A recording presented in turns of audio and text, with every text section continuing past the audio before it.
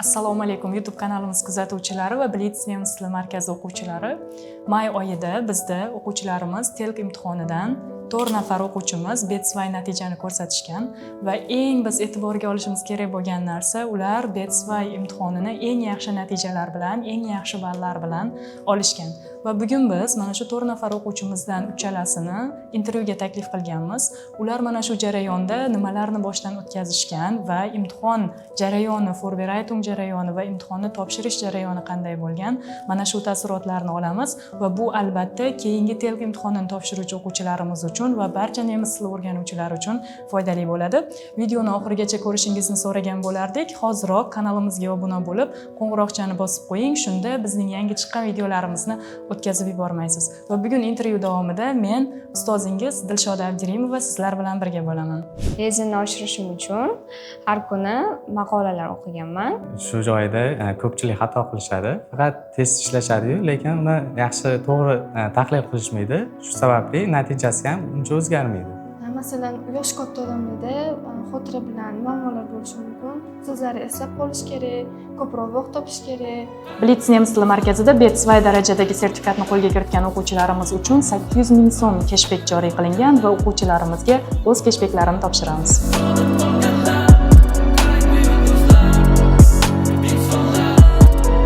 Assalomu alaykum, meni ismim Minnoy Shohsanam. Blitz o'quv markazida Navruz Nurulla Bekovich kurslarida Vorbereitungda 1 oy o'qidim. B2 sertifikatni qo'lga kiritdim.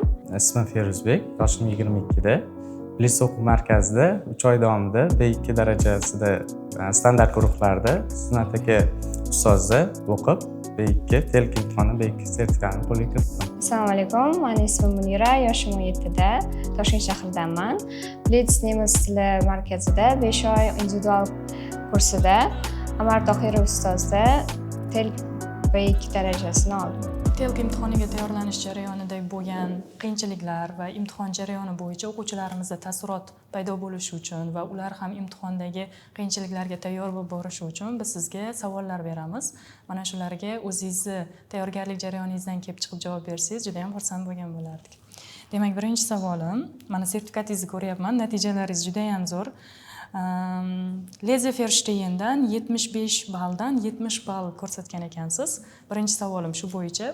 Lezen uchun aynan Vorbereitung kitoblaridan tashqari qo'shimcha yana nimalar qilgansiz? Lezinni oshirishim uchun har kuni maqolalar o'qiganman.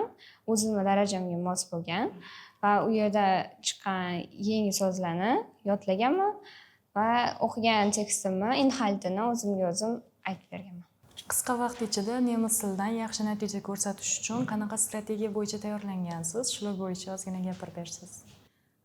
O'zi to'g'risini aytsam, vaqtim kamligi sababli juda ham samarador bo'lgan taktika va strategiyalardan qo'llanishim kerak edi.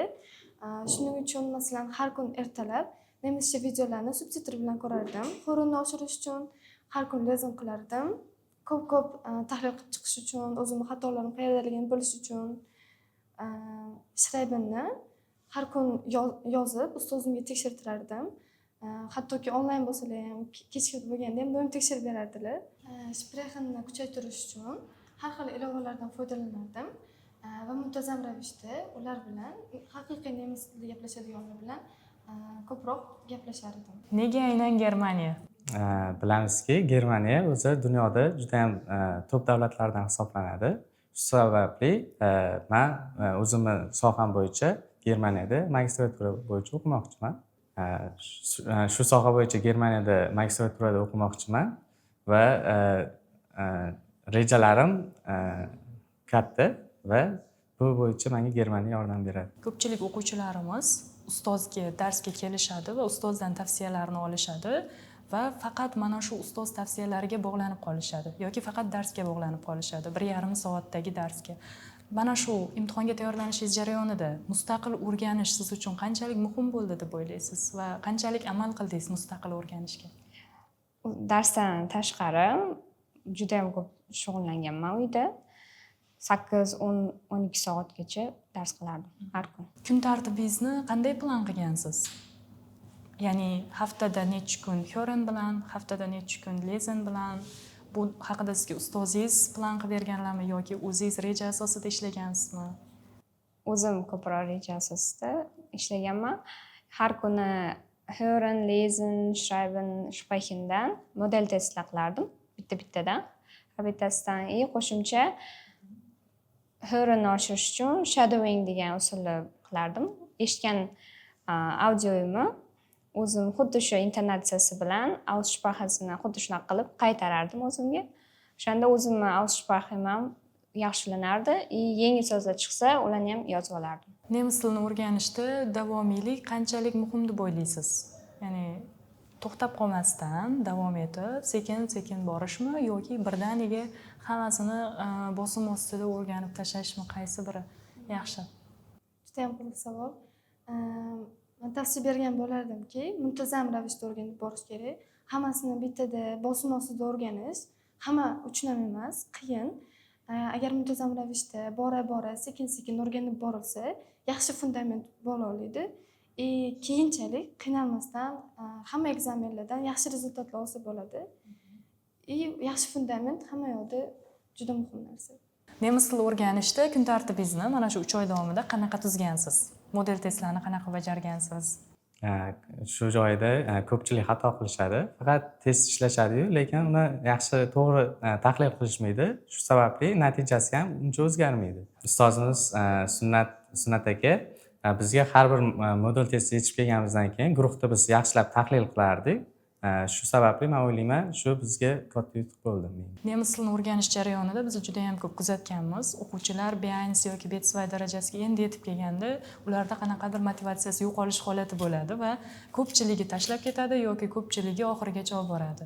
Sizda ham shunaqa holat bo'lganmi va nima degan bo'lardingiz tashlab ketmoqchi bo'lgan o'quvchilarga nemis tilini? Albatta hammada bo'ladi bu.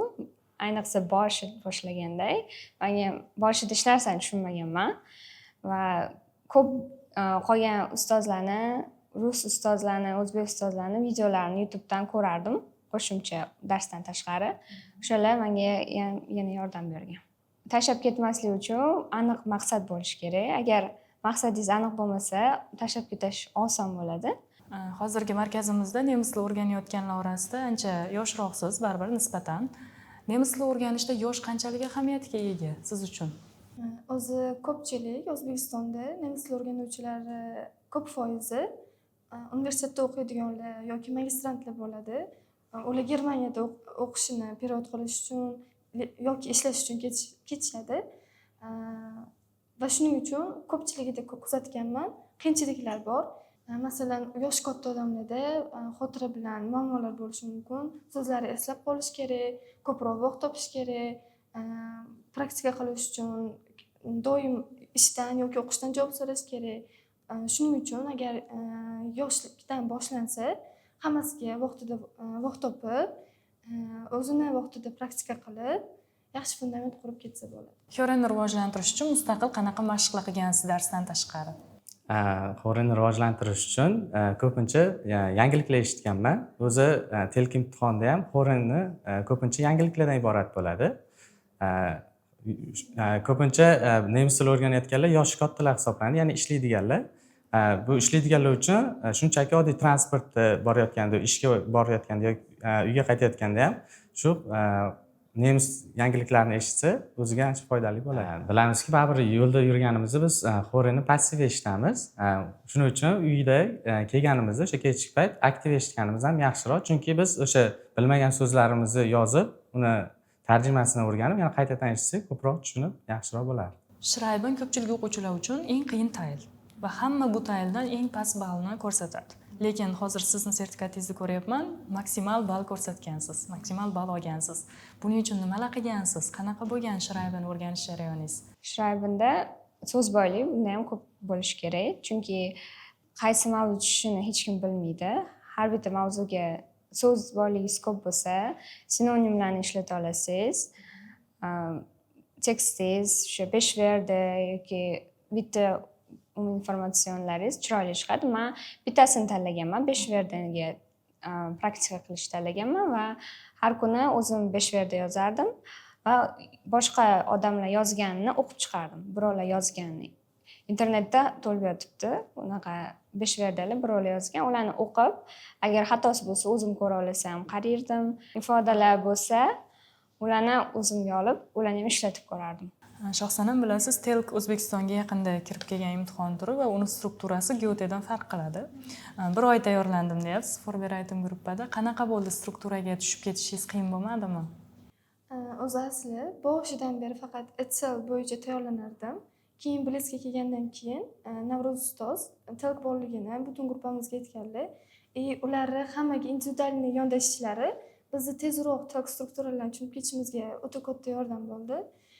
Har bittamizga qattiq muammolarimiz borligini ko'rsatib ketardilar. Har bittamizga individualniy yondashib, yaxshi strategik narsalarni o'rgatardilar. Shuning uchun bir oyda o'zlashtirish oson bo'ldi deb o'ylayman. Bilamizki, o'sha grammatikalarga uncha baribir e'tibor bermaymiz yoki vershasi har bir o'sha leksionda o'tilgan vershalarni yaxshi e'tibor bermaymiz. Bu lekin TELK imtihonda zararga ishlaydi. Chunki Sprachbausteynida o'sha birinchi tayil grammatikaga bog'liq bo'lsa, ikkinchi tayil vershasiga bog'liq. Shuni biz yaxshi o'rgansak, TELK imtihonda qiynalmaymiz. TELK imtihonni topshiruvchilarga shu maslahat bergan bo'lardim. Shu ayniqsa grammatika bilan vershasi yaxshilab o'rganishlarini, chunki bu ularga foyda beradi imtihon topshirish. Keyinchalik yana bir narsani aytib o'tish kerak.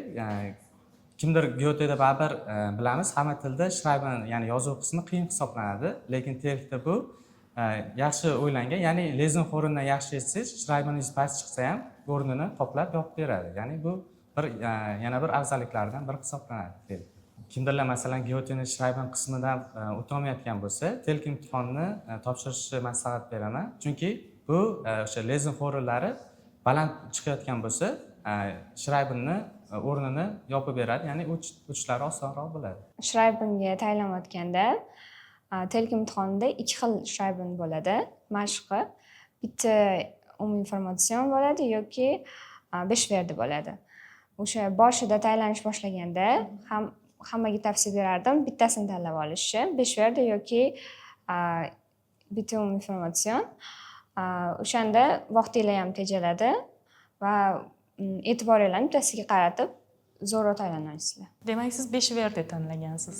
Boshidan 5 verdini tanlab, oxirigacha Osonroq menga 5 verdi bo'lgan.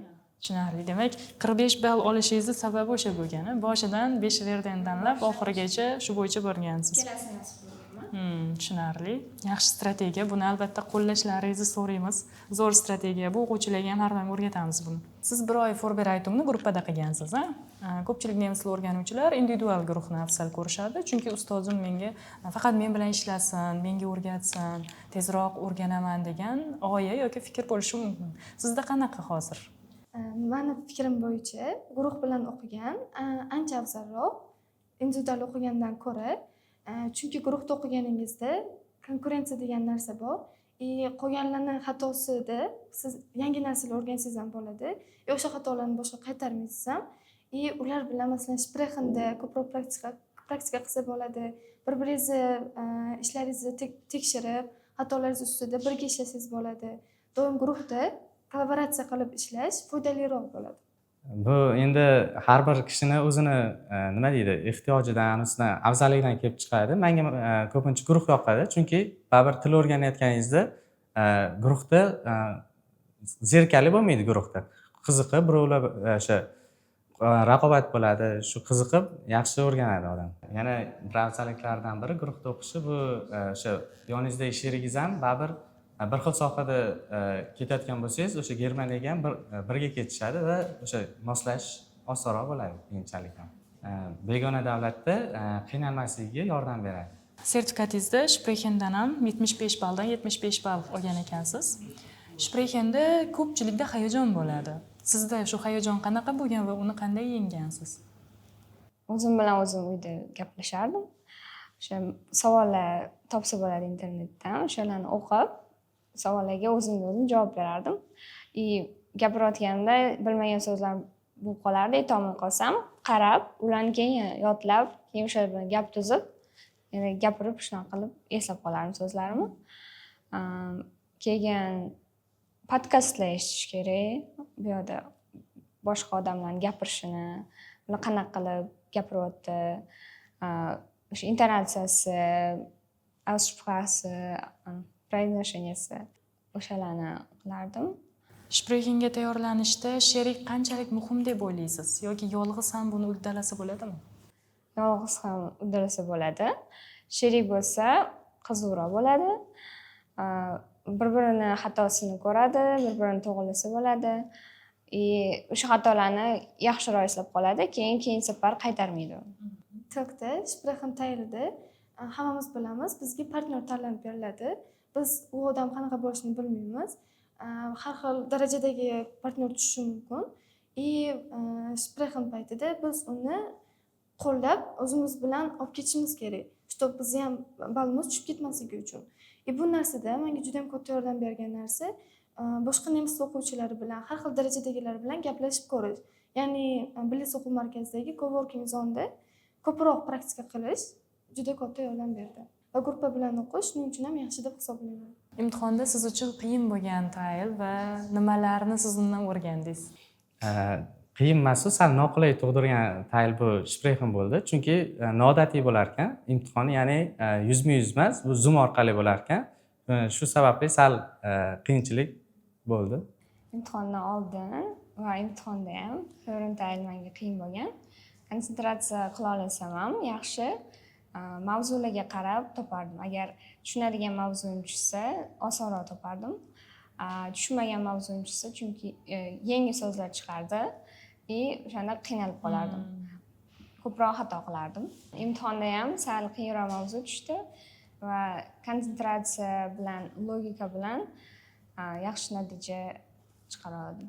Imtihonda Hyorin taylida tushunmagan mavzu tushib qolsa ham, bizani o'zimizni fikrlashimiz, konsentratsiyamiz va logikamiz bizga yordam beradi. Qiyin mavzu tushsa ham panikaga tushib qolish kerak emas va e'tiborimizni saqlashimiz kerak, chunki Hyorin boshlanadi va tugaydi, orqaga qaytmaydi. Keyin vaqtingiz ham qolmasa, belgilamagan bo'lsangiz, bo'ldi, 0 chiqadi. Telk imtihonida lezenga berilgan vaqtni har bitta taylga qanaqa taqsimladingiz? Shu bo'yicha gapirib bersangiz. Ko'p praktika qilganim tufayli har biriga o'ta vaqtim yaxshi yetdi-da, oxirida 45 minutim ortib qoldi. Boshqatdan 2 martadan tekshirib chiqdim va vaqtidan oldin obstanda qildim. Boshida tekstni tezroq o'qishga ko'p mashq qilganman. Shuning uchun tekstni tez o'qiganimga savollarni ham tez o'qib javob berganman. Ustozim o'rgatgan strategiya bo'yicha birinchi savollar o'qiladi, keyin tekstga qaytiladi. Shunda ham vaqt yaxshi tejaladi, ham tezroq javob beriladi. Tilk lezenida hech qachon savollar ketma-ketligi aralashib ketmaydi. Hammasi ketma-ket keladi. Shuning uchun ham savollar ketma-ketligiga e'tibor berish kerak. Telk topshiruvchilarga tavsiyalaringiz?